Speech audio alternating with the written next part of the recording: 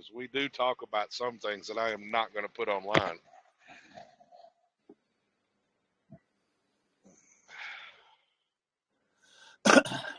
And I don't, and if I record it, then I plan on putting it online. When it can't be shared, when it can't be put online, I don't typically share it because it's one of those things. If some people don't know the difference of what it means between public and private don't mix.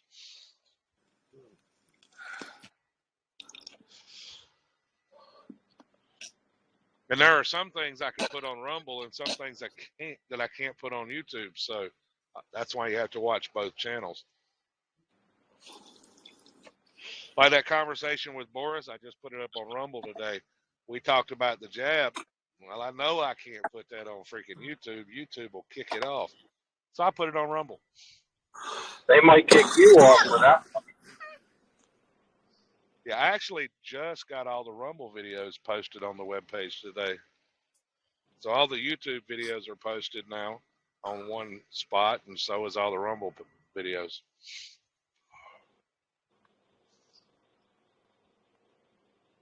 So now they're all embedded.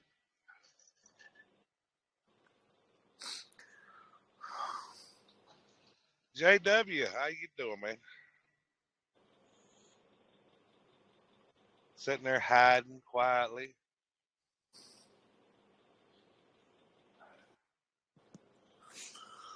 So when's your court date, Popeye? Oh, I don't have one yet. Don't have one. I haven't filed yet. So that's what I was saying. I gotta talk to a couple of the so-called attorneys who are in the area to get a little bit of feedback, and then after that, apparently, and this is one of the things that I found out about this area in our the so-called court system locally. You can't go to the court system website and e-file. And you can't walk in and file either. You have to do an e-file now. And in order to do the e-file, you have to go through these e-filing companies. Really kind of a screwed up little deal. It's like, what the hell happened to just being able to walk into the courtroom, and when the judge says, does anybody have any business to bring before the court, you can stand up and say, yeah.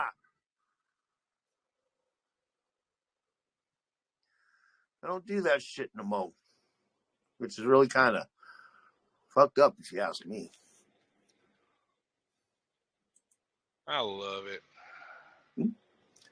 This freaking dude on TikTok.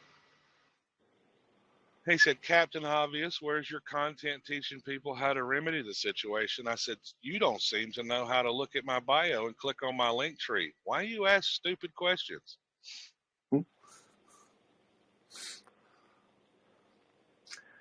Yeah.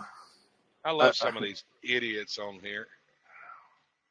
Yeah, it's been my experience that you can put the information right in front of somebody. It's right there in black and white, and they're still going to ask the question. I mean, everything that they need is right there in front of them, and they're still going to ask, well, what do I do? What do I do? What? It's like, oh my God. Can you read? Mm-hmm. Can you at least read? But, you know, that's one of the things, in fact, over the last, I don't know, 8, 9 years, 10 years since I started learning about this stuff and all, I can't tell you the number of people that I've come across that say, I don't like to read. I just don't read anything. And it's like, holy shit, how could you get through life? Reading is essential, at least in my opinion. It builds brain power and strength. It helps strengthen vocabulary and spelling and all these other things that are, at least in my opinion, are very important. You know, especially as somebody that likes to write. If you can't write, it shows. Because even to people that don't know how to write, they can tell when they're looking at good writing versus bad. Mm-hmm. And I can assure you too, especially when I was in law school, I'm telling you right now, the professors were very adamant about how well you write, because obviously, especially in that legal world where you're sending documents off to defending counsel or the court and whatever, if you write like you're a third grader, they're going to treat you like a third grader, because they're going to look at you like you have no concept, that you don't have enough brains to get in out of the rain. Because if you don't know where you're supposed to put commas and how to spell things, and if you don't know how to spell things, how to look it the hell up. Yeah. You know, that's one of the big things. If you don't know something, and of course, this is the biggest part of law school, besides getting you past the bar, is teaching you how to research, how to look things up, how to figure out how to get the right information. If you can't look up simple words just to make sure that your spelling is correct, holy shit, that looks really bad on you. You look like a serious dirt clod. You look like chaff. You look like a belligerent in the eyes of the court and your so-called opposing counsels.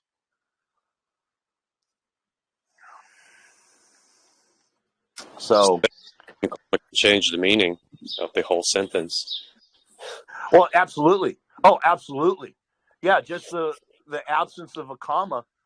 And in fact, what I think is funny too is, for those that know their history, and especially about the so-called Constitution, Founding Fathers, I'm led to believe there's a little story out there that the Founding Fathers argued for 3 days over a comma. And it was in the Second Amendment. And some wanted to put a comma in between the right to own and bear arms. And some didn't. And those won. Because if you put the comma, it separates the two. If you leave the comma out, it combines the two. Simple little shit like that. So, yeah, I find it sad, but some of those people that don't like to read and write and nothing like that, they're the same people that bitch, moan, and complain about Gooberman, but yet when you try to talk to them about it, the only kind of response you get is, well, as long as I got my beer and my flat screen, everything must be okay. Shit. Yeah. It's like saying, well, just because I don't know, what I don't know doesn't hurt me. Okay, so if you don't know that the truck is coming and going to run you over, and it doesn't kill you, but it breaks your legs, your hips, and all that, so you're not hurt, right? Just because you didn't know the truck was coming? Try that. Go out there and try that and tell me how it works out for you. Tell me how something that you don't know isn't going to hurt you. It's only going to itch a little. Just a scratch, walk it off. Robitussin on it. What's that? Put some Robitussin on it. There you go.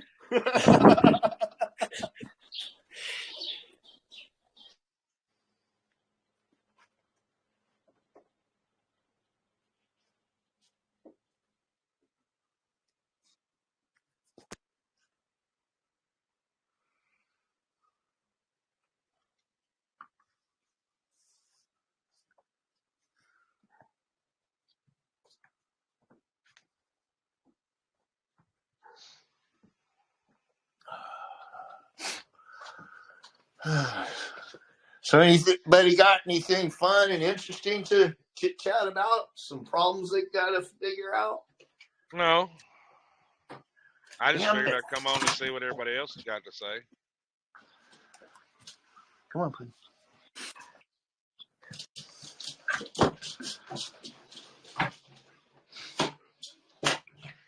I actually took yesterday off.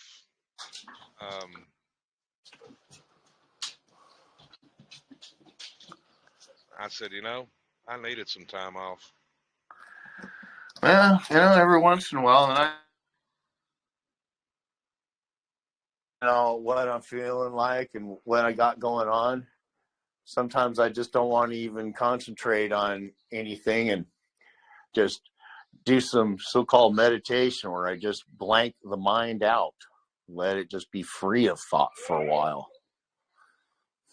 Yeah. And you can't do that when you're chit-chatting with people and working on projects, and you got to be in the game and on the spot if you're doing that, at least in my opinion. So the only way to totally step away is to totally step away completely, mind and body. Yeah. Yeah. Part of why I haven't even done anything with the so-called YouTube for a while either. Just had too many other things on the mind, didn't want to clutter the mind up with it. And I have fleeting thoughts. In fact, yesterday I had a call from some so-called debt collector. Apparently there's somebody called a radiology lab or some sort claiming that I owe something, but it's actually, in my opinion, I do believe it's from more than 7 years ago. So technically speaking, the statute of limitations is all run out. So they couldn't even so-called take me to court or anything if they tried. But this girl that was called up, it didn't take but maybe about 5-6 minutes, and she was off the phone and hung up on me. And all I did, like I usually do, is just started asking her, well, when can I talk to the person with the first-hand knowledge? She actually claimed to have first-hand knowledge, but then we ended up blowing that one up. She did it herself by her own answers, because I asked her, okay, well, how are you getting your so-called information? Well, it's in the computer screen. I says, is it in the computer screen or is it on the computer screen? She didn't know how to answer that. But then she said, well, I asked her, did you put that information in the computer? No. Or are you at the so-called radiology lab when I was allegedly there? No. So you have no firsthand knowledge of anything then, right? She said, no, I wasn't at the hospital. I said, so then you have nothing but hearsay, right? She hung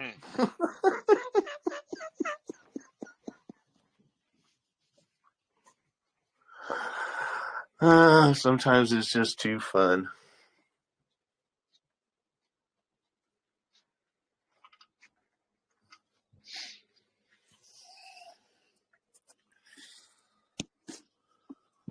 JW, how you doing, brother? Haven't heard from you in a while.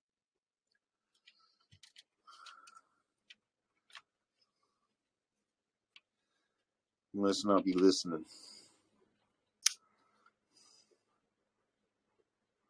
Or maybe he is and didn't want to holler at me.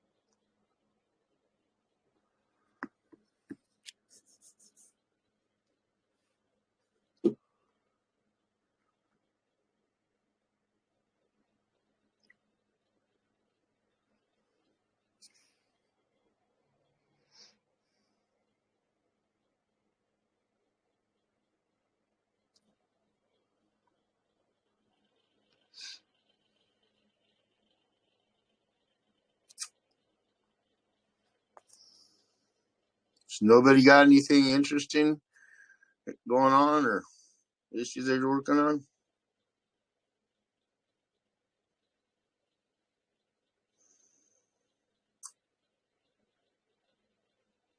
Damn, everybody got perfect lives going on. That's awesome. Life perfect. Life is perfect, man. I love it. If people have got their shit all together, got their business handled, and there are no more worries, that's what we're supposed to be here for, I think. I do believe that's kind of the goal. Allegedly to enjoy it. Yeah, well, it seems to me that since we only have right now, that you better be enjoying the moment. If you're not, you're doing something wrong, or you're screwing yourself, or maybe you're screwing yourself because you're doing it wrong. I don't know.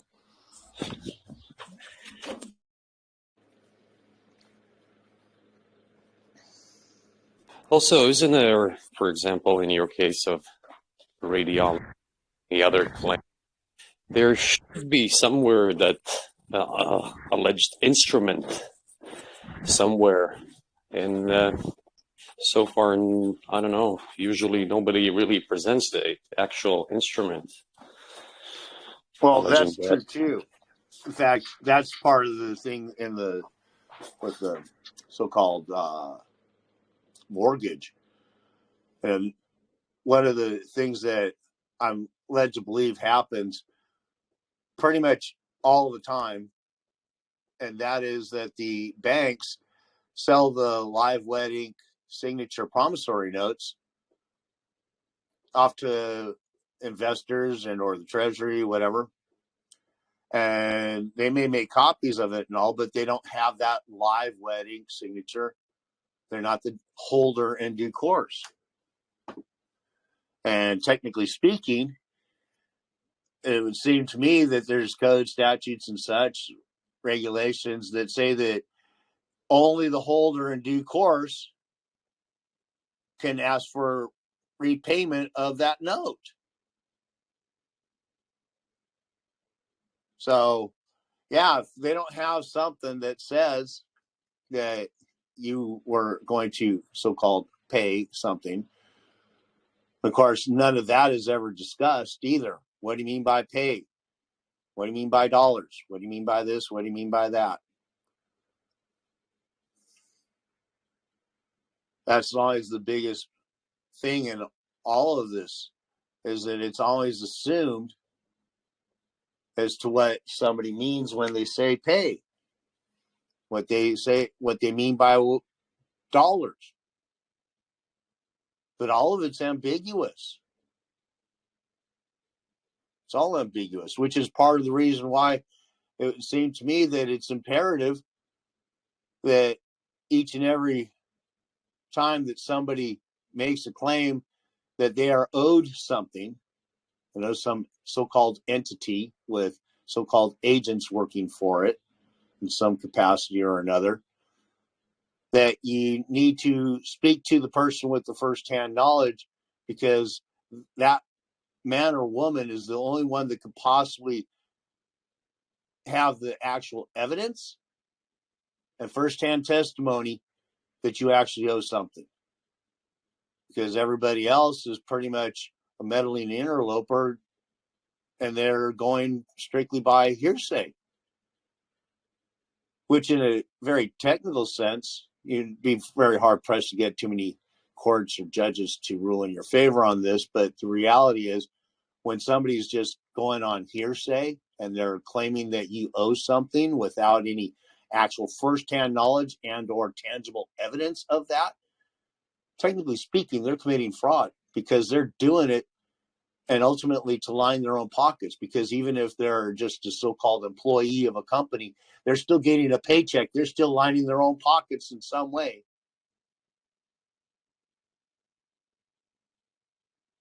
So technically speaking, they are committing fraud. Just the same as when they want you to claim that legal name as yours, they're wanting you to commit fraud. They'll never admit to it. I've asked them on the phone when they've done that. Are you wanting me to commit fraud? I'm led to believe that name belongs to the Social Security Administration. Are you trying to get me to claim ownership of something that can't possibly be mine? Could it be that's fraud to use a name that doesn't belong to you? Or not necessarily use it, but to claim it as yours? I do believe it is.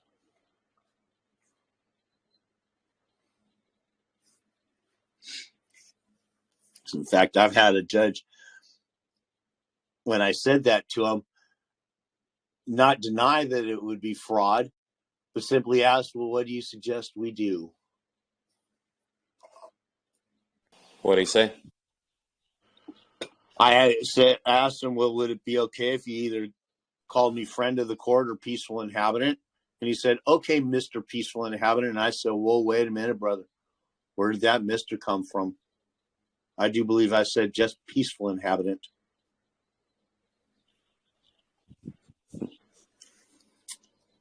And he just went on from there. Did not go back to it.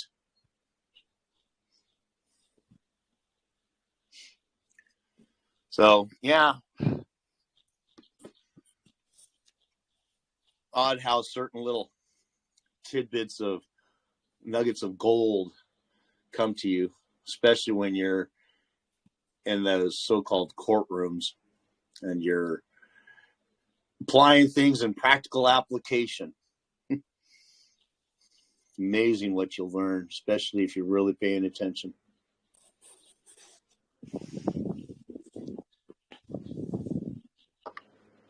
Even in that case, one needs to know to what one needs to pay attention. Well, this is true, but this is also where time and experience starts to teach you some of that too.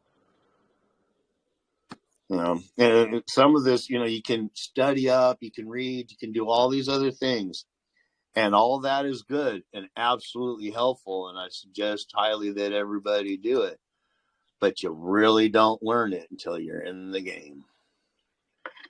Because that's when you're actually having to apply it, and you're having to apply it under stress. And there ain't nothing better than having to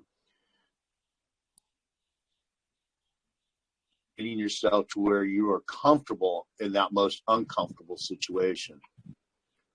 In fact, I got myself to that point where, especially dealing with so-called criminal issues, the night before going to court, a lot of times people can't even sleep. They're so stressed out, they're freaking out. I didn't have that problem. I used to, but I eventually got to that point where it didn't bother me at all. In fact, I could go into that courtroom, sit down in the gallery, and take a nap. That's how unstressful I made it for myself, how comfortable I became in that very uncomfortable situation. And I'd be sitting there with my I'm going to jail glasses on, figuring that I'm going to be asking some questions and I might get chucked in a cage again. And I would seriously still be able to go to sleep, take a nap right there.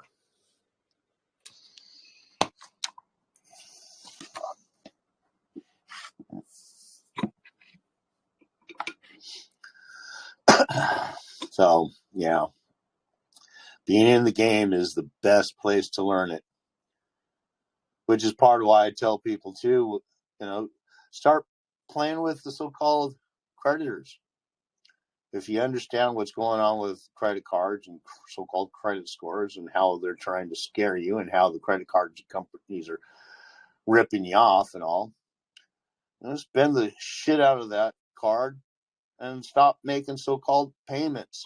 They'll call you up, start asking to meet the claimant, whoever it is that has the first-hand knowledge of the matter, so that you can settle it honorably with them. Don't claim the name. Tell them that it's a name that you're known to use, and think about the different questions that would go along with it, such as, are you asking me if I can own a name?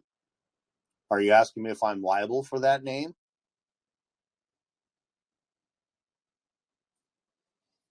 These are fun things, and it'll sharpen you. It'll hone your edge, finally. And ultimately, the so-called credit cards, they'll quit bothering you. They'll charge it off or discharge it, whichever the case may be, because charge off is essentially the same thing. They're zeroing out the account. And that's all they can technically do. So, and I can assure you, in fact, Olive Oil, the wife, just recently had kind of got behind on some of her so-called credit cards, and I kept telling her, you don't have to pay that shit. You don't have to do nothing with it. Well, she just finally decided to let it go. And everything that I told her would happen has happened. And she's like, holy shit. You know, I knew you've been doing this, and I was too scared to do it myself. But now that I've done it, it doesn't bother me. I can see where, because the same thing that's happened to me is now happening to her. They're not going to ding her forever. In fact, it only takes about 2 to 3 months before, because they'll dip the credit score. They always do. They do that to scare you. But then it'll start coming back up. And seriously, in less than a year, you'll be flying high again. Last time I did this shit, which was maybe a little over a year ago now, and they actually dipped this credit score down into the 2s and 3s. And now that credit score is back up over 6, and I haven't paid a damn thing.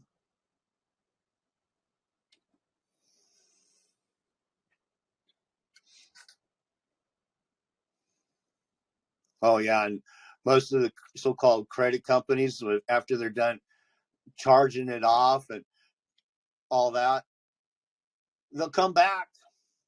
They always do. They will come back and they will offer you more so-called credit. And sometimes they'll even offer you more than what you had the first so-called time. I can assure you, because that's how it works. That's how they do. And I've been doing this now for 7, 8 years. 6 years on the inside. Something like that. And so, yeah, and it literally, it's the same pattern every time.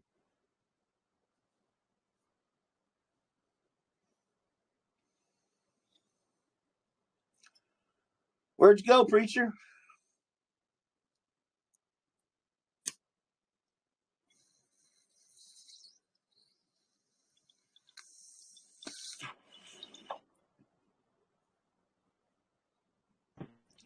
Did you have to do anything in particular to get that credit score to go back up, or that bad mark to drop off of your credit report? Nothing. I've done nothing. Zero. Zip. Nada. In fact, the first time I did it, the so-called credit score dropped down into the low 4s, high 3s. Within 9 months, it was back up over 7 again. And I don't so-called pay anything. I don't do anything. In fact, I even, just to keep me sharp, I make sure that they have the so-called phone number. And sure enough, they will start calling. Which means that pretty much on the spur of the moment, I've got to be full onion. I got to be completely 100% on my game with no warm-up time or anything. I just got to be bam on it now. I'm telling you right now, that's one of the best ways to keep you sharp, keep you honed, especially if whoever's on the other end is good at what they do. Especially if they don't let you slide, so-called, on the name, because they'll be on you, and it'll teach you how to continue to use the name but not claim ownership of it. That's, in my opinion, one of the single most important things you could possibly do, is learn how to not claim ownership of that damn name. Because especially in the so-called courtroom, man, you claim ownership of that name, you're done. You're done. Because they own that name. And if you claim to be that name, because that's what it really is, because they're not going to ask you if you own it. They're going to ask you, are you Joe Schmuck the Ragman? And most people say, yeah, I am. Great. Because now that they own the name, they now own you too. Now, like you said, they'd be catching hell to actually claim that they own you, but that's how they treat you.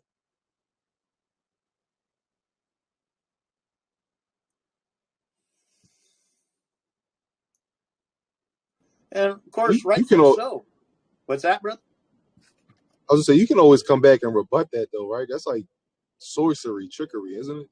Well, yeah, the way I did it is standing in front of a judge. The judge asked me, "Are you such and such legal name?" And I said, "I'm led to believe there's been a mistake."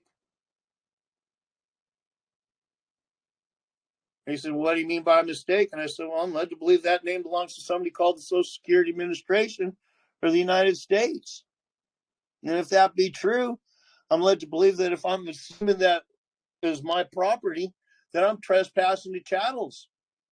And if that be true, I'm led to believe that if I'm using a name that don't belong to me as personal identification purposes, that could be considered fraud." That's when the judge asked, "Well, what do you suggest we do?" And I said, "Could you call me friend of the court or peaceful inhabitant?" And when he called me Mr. Peaceful Inhabitant, he was offering to contract. And had I not called him on that, I would have accepted his offer to contract, and I'd now been under his jurisdiction. But by removing myself from that name, I had removed myself from his so-called jurisdiction. That's why the very next hearing date, in fact, at the end of that hearing, or in the middle, first he starts saying something about, "Well, we'll just have to wait until Mr. Legal Name comes in here because he's the only one that could possibly answer these questions." And I know what he was doing. He was trying to scare me into believing that he was going to put a warrant out for failure to appear. I knew damn good and well what he was doing. And I didn't call him on it. I had some snarky answers that I was thinking of, like, "Hey, Judge, how are you going to expect a sound or a piece of paper to come walking through the door, much less answer your questions?" But I didn't go there. I just behaved myself and smiled. And the judge turned to me after he had said that and said, "Peaceful Inhabitant, we need you to come back on such and such date for another hearing." And I said, "Hey, Judge, would it be okay if I come back on such and such date to help settle this matter with the claimant honorably?"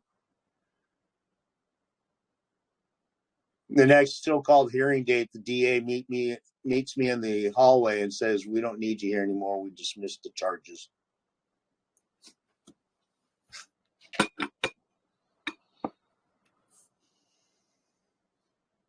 They said due to a lack of evidence. Yeah, they didn't have any evidence that I was their property anymore because I stopped giving it to them. Besides the fact that the actual charges, they didn't have any evidence of either. It was completely fabricated shit. But anyway, that's a whole other story in itself.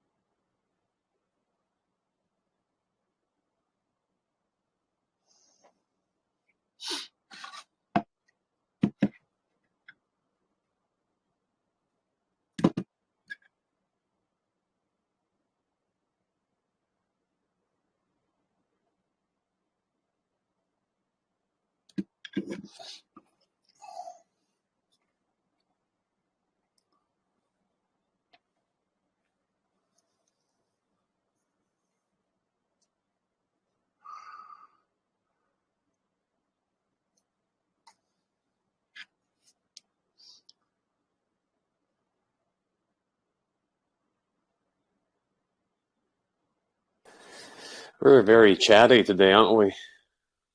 Yeah, y'all need to stop trying to talk over the top of me. Damn, nobody's going to hear nothing. Right.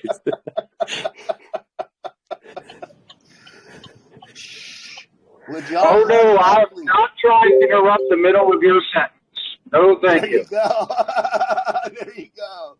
Oh, I've said that I so apologize. many times to people. I'm sorry if the middle of my sentence interrupted the beginning of yours. Especially when I'm on the phone with those creditors. Oh, I say that shit to them all the time when they interrupt me. And then I'll turn around and interrupt them.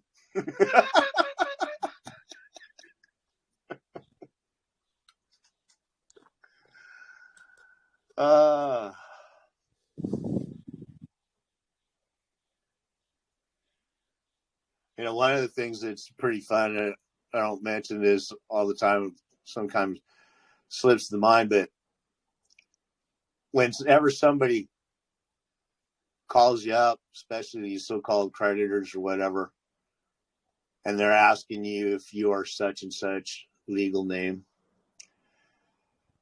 I turn that around on them. And I ask them, well, can you verify who you claim to be? Before I do anything, I need to know who it is that I'm talking to. And they always say, oh, well, this is my employee number. You can call the company back. I ask, well, how is that verification of who you claim to be? You're just on the other end of the phone. And you could be fabricating this whole thing. And, I'm led to believe that there's an awful lot of scams out there. They tell us all the time on the TV that, there's telephone scammers all the time out there. And you wouldn't want me to get scammed now, would you? I actually asked them that. Oh, no. Okay, then great. Verify who you claim to be. With the social security number, please, if you would.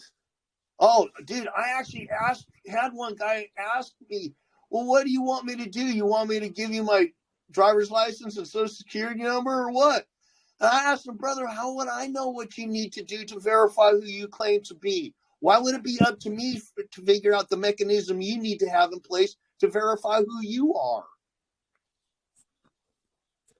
This guy's like, he's asked me, why do we have to keep going round and round on this? I said, who's going round and round, brother? Seems to me that I'm standing in one place. I've been asking you one simple question for a while now. You keep running off into left field trying to avoid it. I keep dragging you back. Could it be the only one going round and round is you?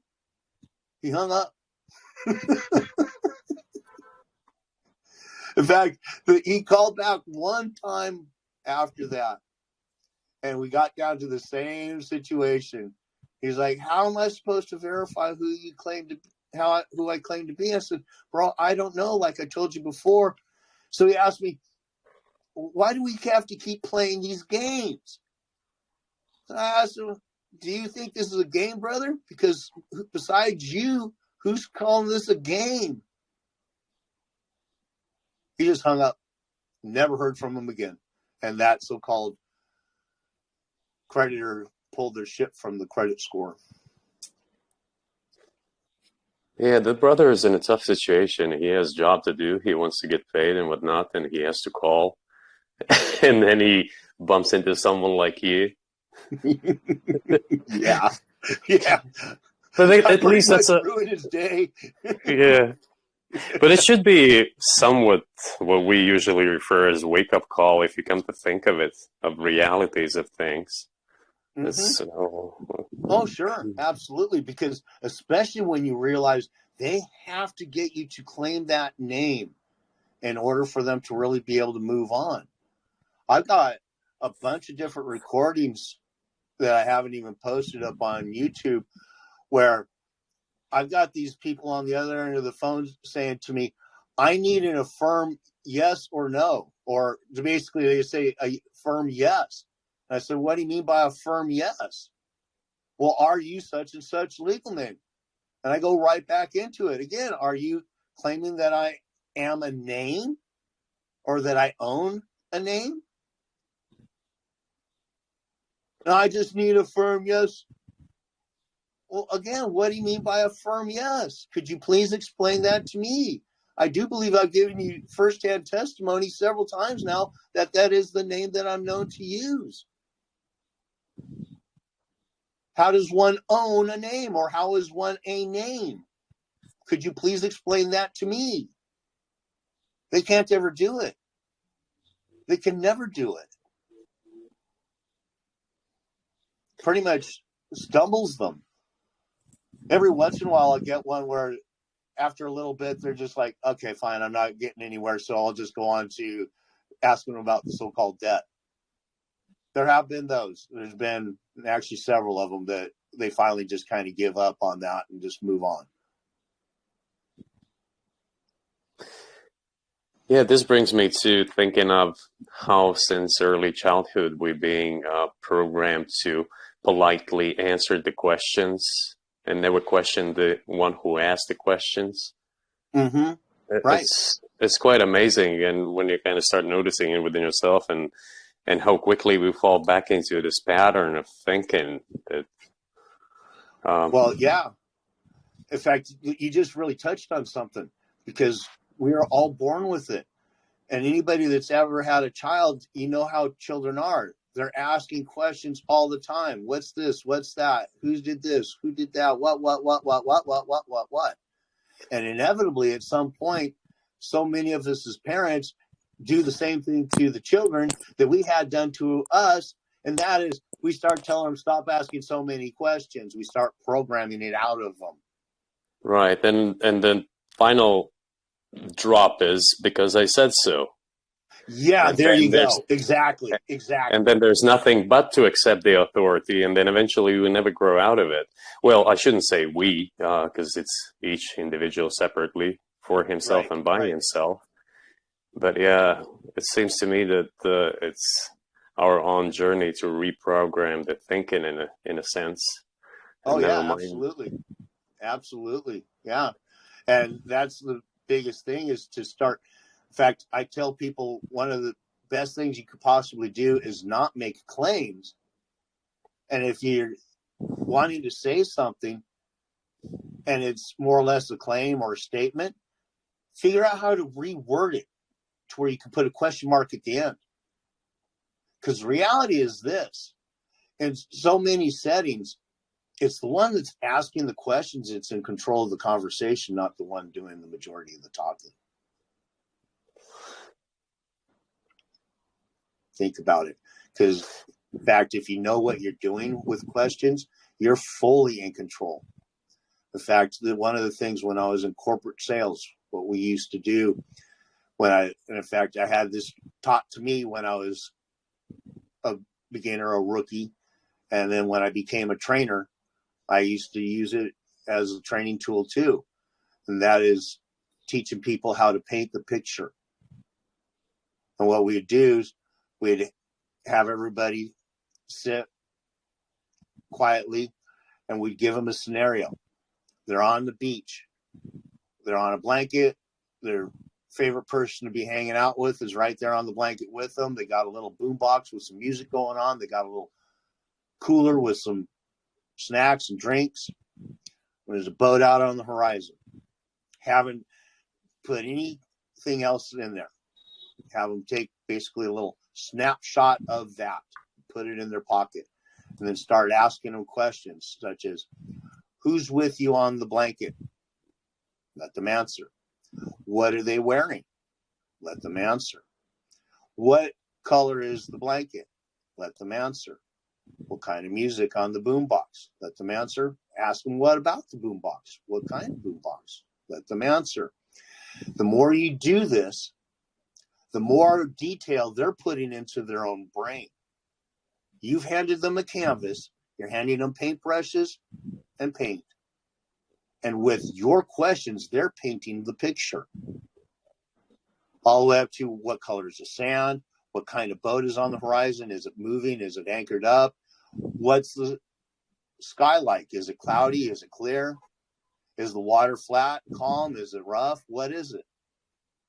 You can paint in their head a very detailed picture, and you're the one that's actually in control of where you have them put that paintbrush because of the questions you are asking. Does that make sense? Sure. Same technologies are being used across the board in acting classes, and I do the same with my students when we work out, because you have to give clear commands in a sense. Well, one who answers the question. They have to clearly understand what they are trying to make their body do. Or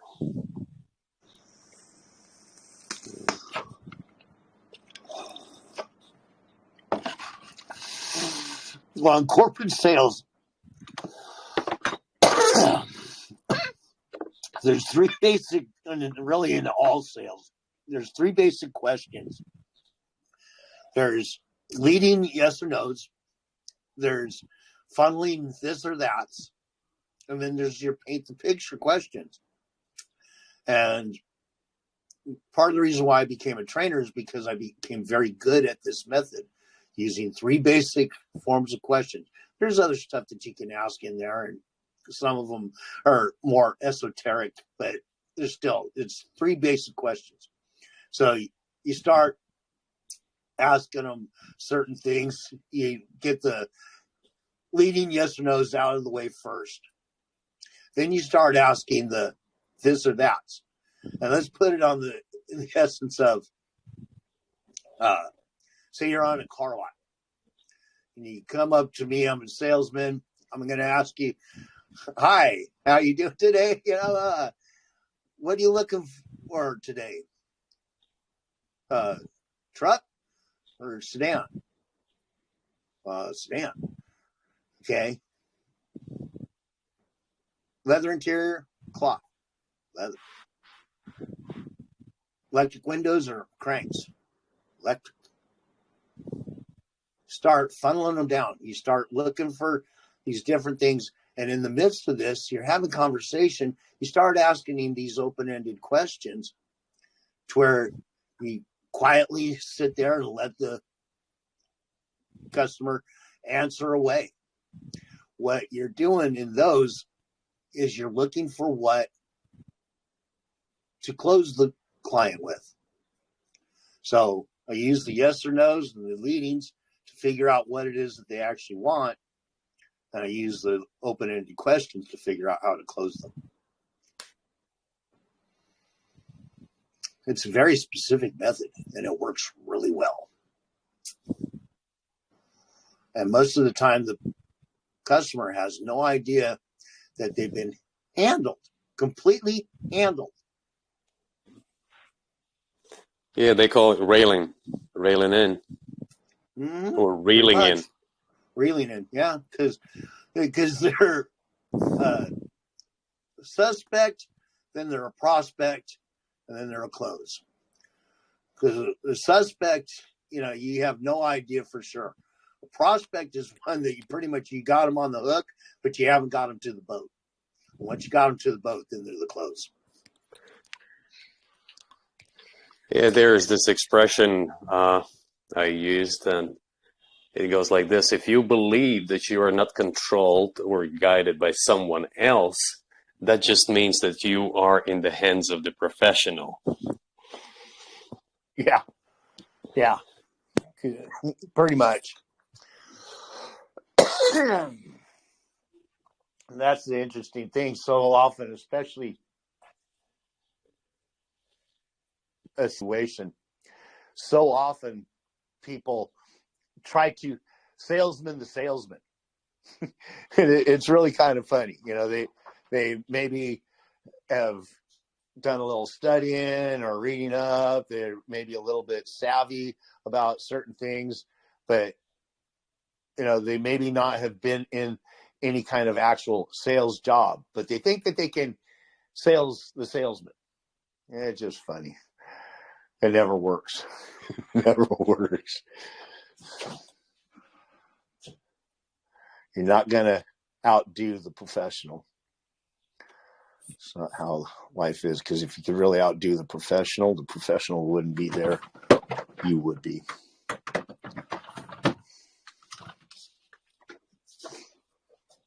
Of course, then they'd call you the professional. That's it. That's right. So Upsell the salesman. Yeah. It's just not a possibility. I mean, for maybe if you got some rookie salesman, you might. But if they're that rookie, they probably shouldn't be out in the field or on the lot or whatever the case may be. Because I have actually sold cars too. That's actually more fun than corporate sales. I love selling cars. It was fun. But the car market was dying back then too. It was back in the early 2000s after the housing market crashed and gas went up to over $5 for a while there, way back then too. Yeah, car sales plummeted. What it got so bad.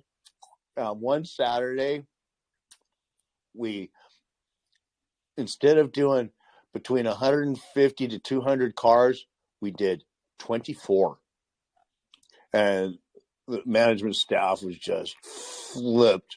They were livid because they were getting pressure from the owner and all this shit.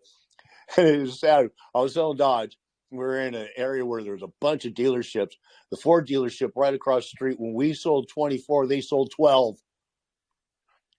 It's like, fuck, this is ridiculous. Because even Ford's, all of them, everybody in that area, when car sales are good, 150 to 200 cars on a Saturday with nothing.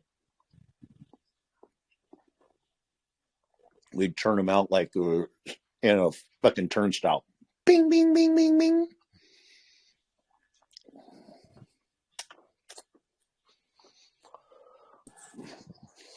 So I guess you were fasting at that time, weren't you? Damn near. Well, you know what's sad? When I left, myself and the other guy that was fighting for the top spot in sales for the month, we both had 9.5 sales. We weren't even to quota for the month of 10 sales for the month. Wow. Yeah.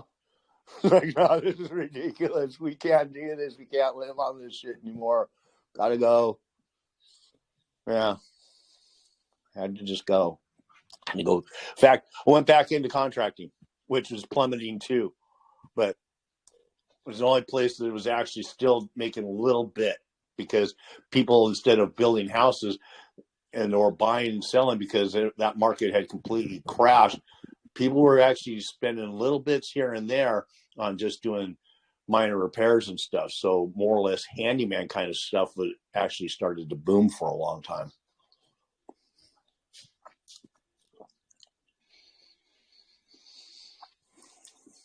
Crazy mixed up world it is. And I stayed there until I retired.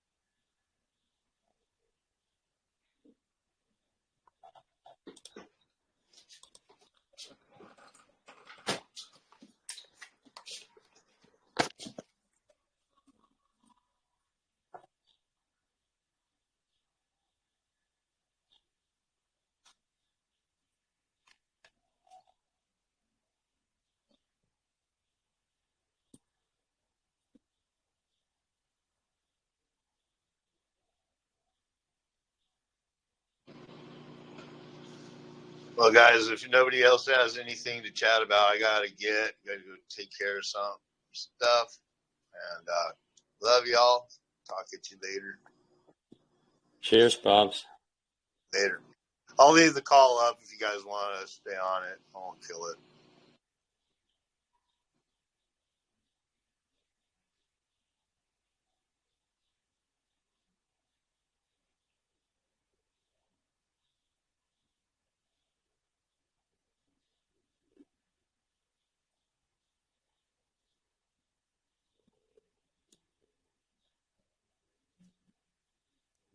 Well, it appears that we have exhausted the chat. I don't know. I'll leave it to it. And also, we'll get to some things to do.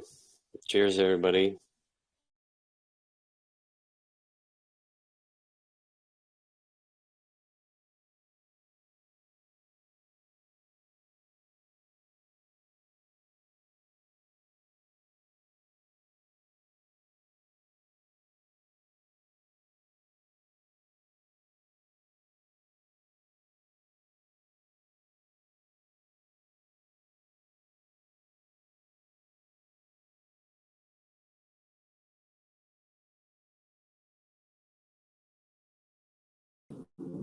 JW,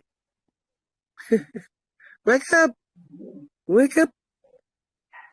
Wakey, wakey. He's the Lone Ranger. Da-da-da-da-da-da. Da-da-da-da-da-da-da-da. Da-da-da.